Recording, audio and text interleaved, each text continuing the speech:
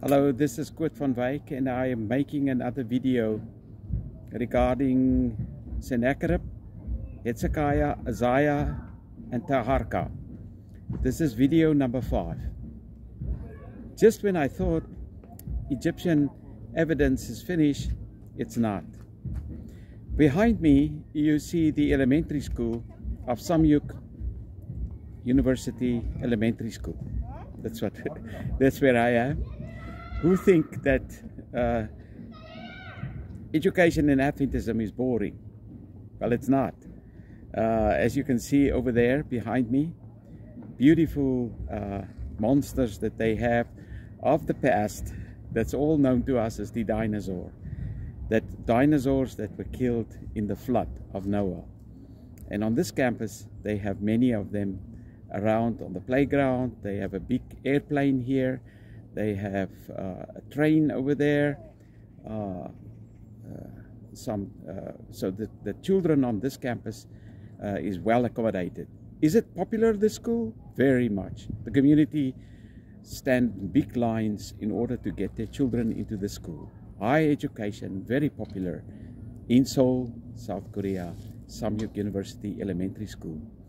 I want to talk about Taharqa because Taharqa evidence is from Egypt.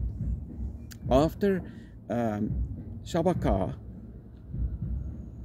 died, his cousin Shabataka came to the throne, and then his cousin Taharqa came to the throne. And that was in the days of Sennacherib. So what we are going to do is to talk about Taharqa.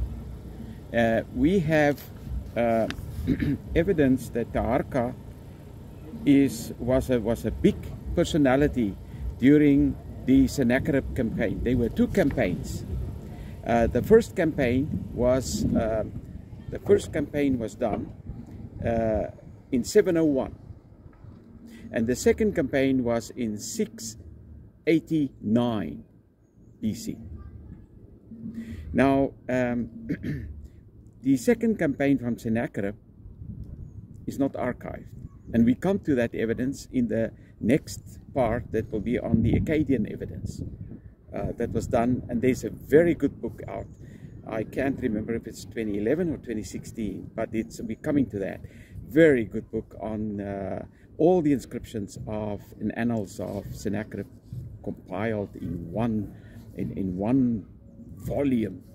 It's a big project from all over the world. Scholars all over the world participated for years, maybe 30 years already on this. So we will look at that. The interesting thing about Taharqa is that the evidence that I picked up more was a book written by the Canadian Egyptologist.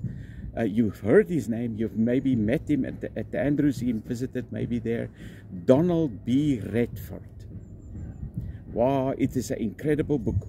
A book that you've written on basically all of Egypt, but it is on the theme of from slave to Pharaoh, covering the Cushites past, how they have, well, lived up to this theme, right? But chapter 12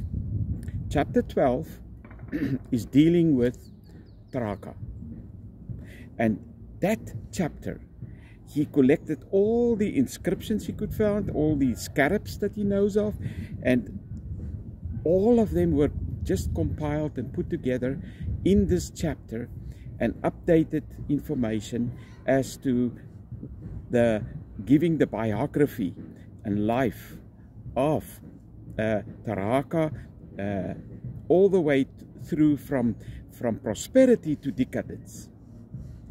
He was successful, but there's also a line that you have to draw going down.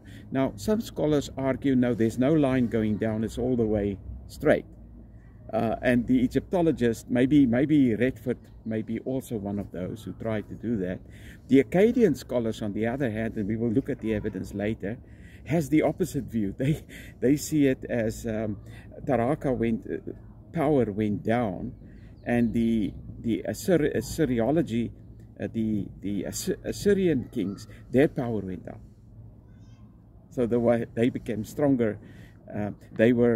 So anyway, we will look at this because it's very interesting. My feeling when I read the Akkadian text is that the power of Sennacherib went down. After 701, he kind of just stayed home. But let's talk about that later. And then I may want to mention 689 when Taharqa met him. 689 when Taharqa met him at that battle, after the death of Shabataka, who died in 690.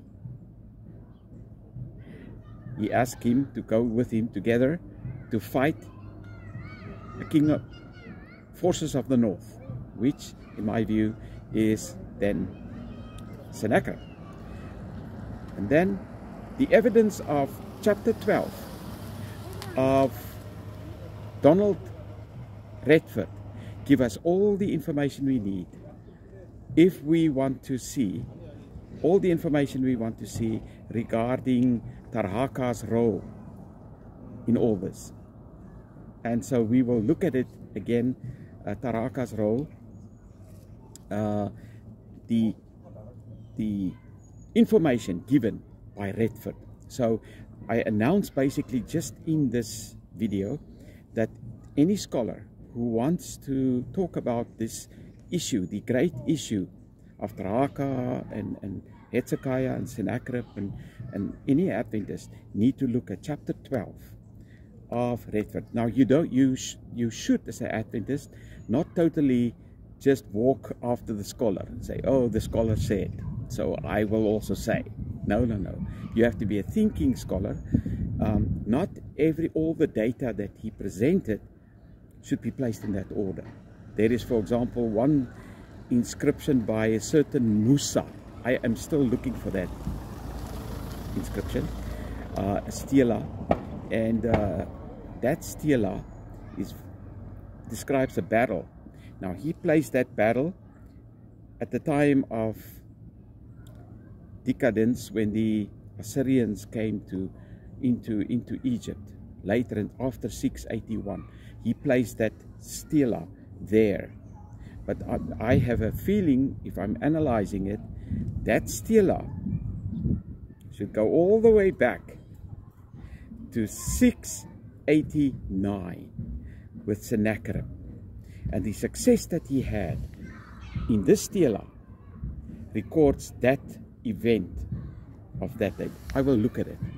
Right now I cannot give all the detail.